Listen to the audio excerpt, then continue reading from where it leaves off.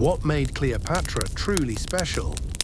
It's no coincidence that we are still talking about Cleopatra today. History usually forgets the losers, but Cleopatra was not forgotten, and this is despite being deliberately misrepresented by the victorious Romans. Much of the Cleopatra image we know today is a product of Roman propaganda.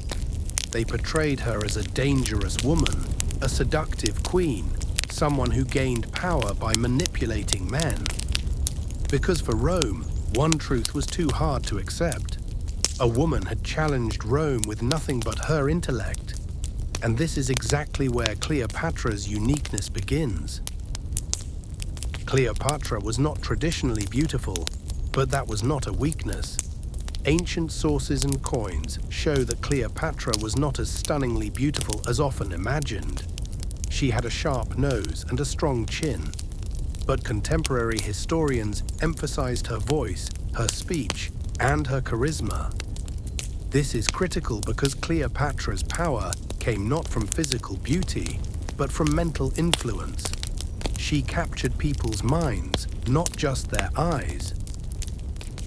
Growing up in Alexandria, being at the center of the world, Cleopatra grew up in Alexandria. This was no ordinary city. It was the intellectual heart of the ancient world. The Library of Alexandria collected texts from everywhere, a hub of knowledge. Mathematics, medicine, astronomy, philosophy, geography. Cleopatra learned early that power was won not with swords, but with knowledge. Her leadership was calculated, not reactive. A linguistic genius, but the real significance lies elsewhere. Cleopatra is believed to have spoken 7 to 9 languages, but it's not just the number that matters. The Ptolemaic dynasty was of Greek origin and considered themselves superior to Egyptians. They didn't bother speaking the local language. Cleopatra broke this pattern. She learned Egyptian. This made her technically the first native ruler. For the people, this was revolutionary. For the first time, a ruler wasn't just governing them, she was speaking with them. She acted as a ruler, not just a woman. Cleopatra did not behave like a female leader. She was a leader, period. She refused to share the throne with her siblings. She wanted power on her own. When exiled, she did not give up. She found a way back and succeeded.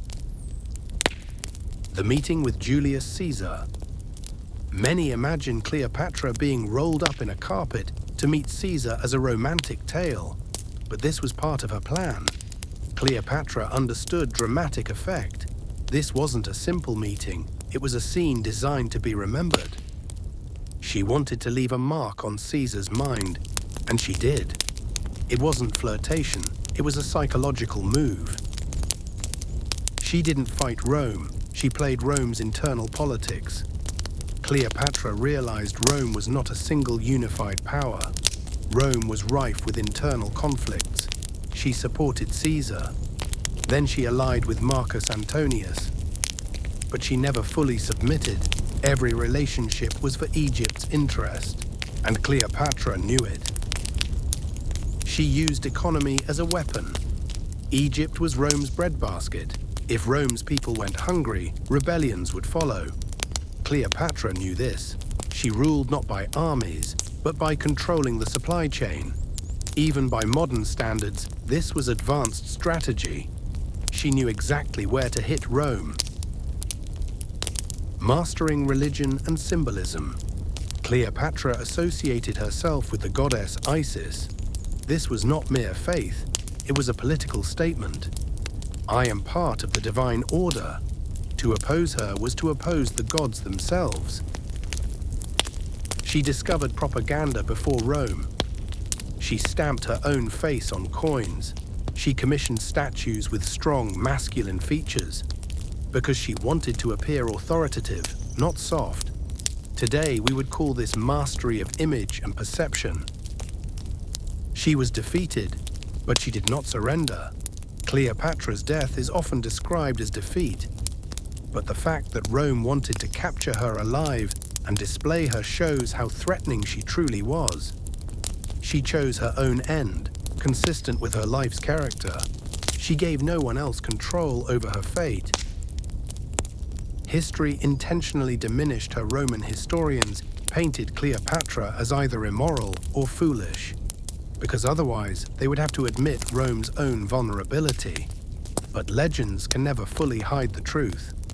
Why we still talk about her? Cleopatra was not a beauty icon. She was not a simple love story. She was a leader who wielded knowledge as power, a ruler who used language as a weapon, a strategist who chose economy over war, someone who played the game in a male-dominated world.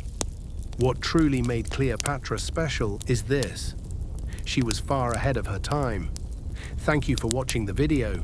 Don't forget to like and subscribe for more.